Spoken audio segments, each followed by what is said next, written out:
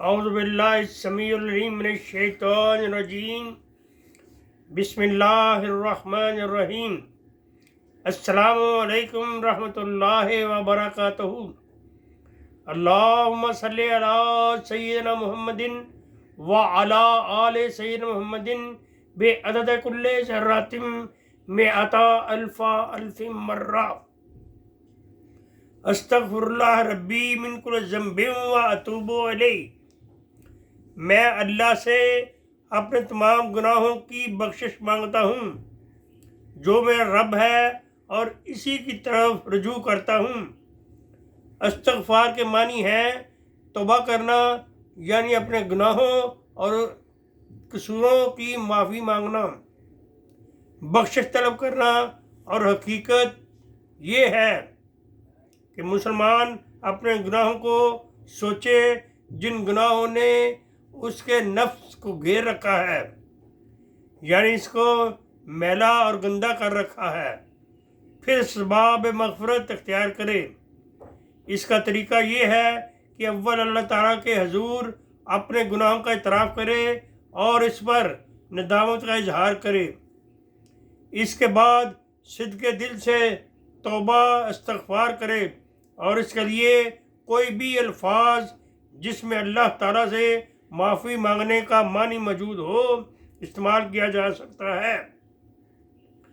حضرت انس رضی اللہ تعالیٰ عنہ سے مروی ہے کہ حضور نبی اکرم صلی اللہ علیہ وآلہ وسلم نے فرمایا، لوہے کی طرح دلوں کا بھی ایک زنگ ہے اور استغفار ہی اسی کو صاف کرتا ہے۔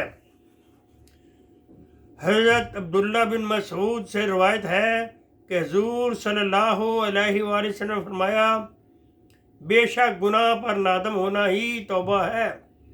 حضرت عبداللہ بن عباس سے مروی ہے کہ نبی اکرم صلی اللہ علیہ وآلہ وسلم نے فرمایا، پابندی کے ساتھ استغفار کرنا اللہ تعالیٰ اس کے لیے ہر غم سے نجات اور ہر مشکل سے نکلنے کا راستہ بنا دیتا ہے اور اسے وہاں سے رزق دیتا ہے جہاں سے اس کے وہم و گمان میں بھی نہ ہوگا۔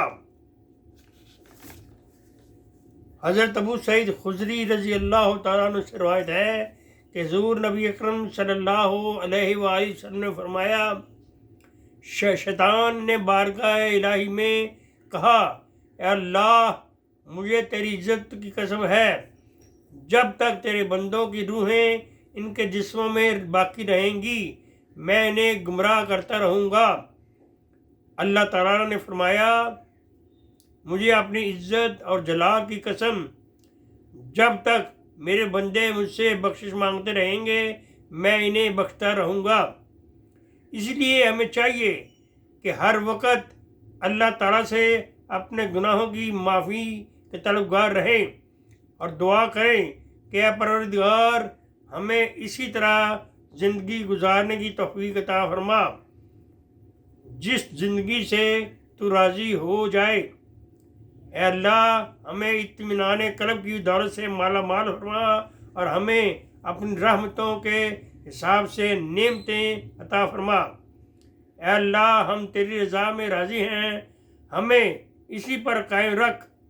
اے اللہ، اے رب العزت، ہمارے عیب، گناہ اور کوتاہیوں کو معاف فرماتے ہوئے ہم پر اپنا کرم فرما، ہماری مشکلیں اور پریشانیاں دور فرما، ہم سب کے لیے آسانیاں پیدا فرما۔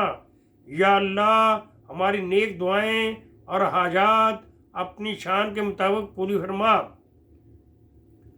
بے اولاد مرد حضرات، استغفر اللہ ربی من کل ذنب واتوب الیہ روزانہ 700 مرتبہ پڑھیں، 40 دن تک یہ کریں تو رب تعالیٰ با اولاد بنا دیتا ہے۔ اللہ تعالیٰ ہماری اس توبہ کو قبول فرمائے، آمین۔ وآخر دعوانا ان الحمد للہ رب العالمین۔